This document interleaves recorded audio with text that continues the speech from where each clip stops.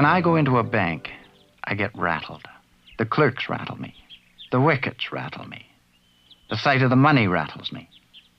Everything rattles me. The moment I cross the threshold of a bank and attempt to transact business there, I become an irresponsible idiot. I knew this beforehand, but my salary had been raised to $50 a month, and I felt that the bank was the only place for it. So I shambled in and looked timidly around at the clerks. I had an idea that a person about to open an account must needs consult the manager. I went up to a wicket marked accountant. The accountant was a tall, cool devil.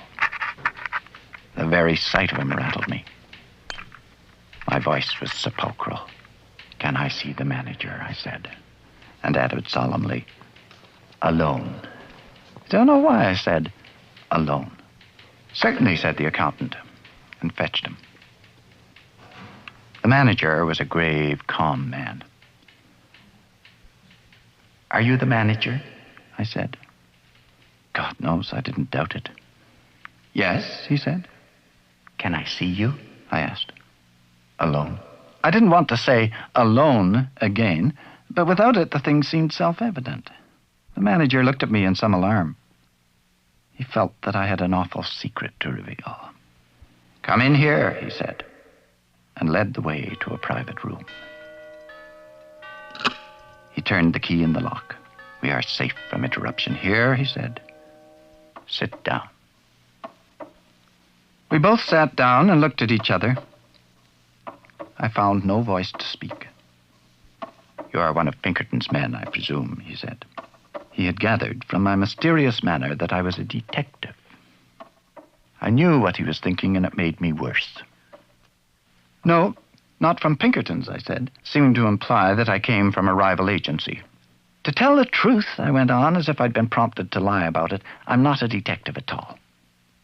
I've come to open an account. I intend to keep all my money in this bank." The manager looked relieved, but still serious. He concluded now that I was a son of Baron Rothschild or a young Gould. "A large account, I suppose," he said. "Fairly large," I whispered. "I propose to deposit $56 now and $50 a month regularly." The manager got up and opened the door. He called to the accountant. "Mr. Montgomery," he said, unkindly loud, "this gentleman is opening an account. He will deposit $56. Good morning." I rose. A big iron door stood open at the side of the room. "Good morning," I said, and stepped into the safe. "Come out," said the manager coldly, and showed me the other way. I went up to the accountant's wicket and poked the ball of money at him with a quick, convulsive movement. My face was ghastly pale. "Here," I said, "deposit it." The tone of the words seemed to mean, "Let us do this painful thing while the fit is on us." He took the money and gave it to another clerk. He made me write the sum on a slip and sign my name in a book. I no longer knew what I was doing. The bank swam before my eyes. "Is it deposited?" I asked in a hollow, vibrating voice. "It is," said the accountant. "Then I want to draw a check." My idea was to draw out $6 of it for present use.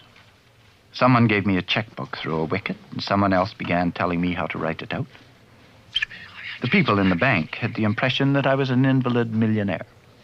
I wrote something on the check and thrust it in at the clerk. He looked at it.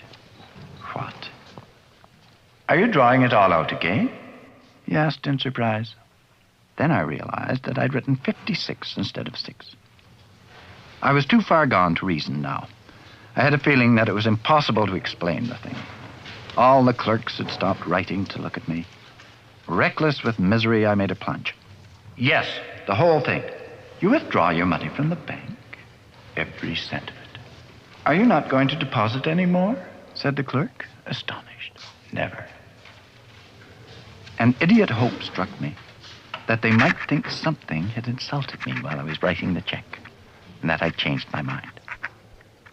I made a wretched attempt to look like a man with a fearfully quick temper. The clerk prepared to pay the money. "How will you have it?" he said. "What?" How will you have it? Oh. I caught his meaning and answered without even trying to think. In 50s. He gave me a $50 bill. In the 6? He asked dryly. In 6s, I said. He gave it to me and I rushed out. As the big door swung behind me, I caught the echo of a roar of laughter that went up to the ceiling of the bank.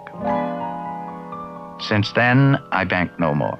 I keep my money in cash in my trousers pocket and my savings in silver dollars in a sock.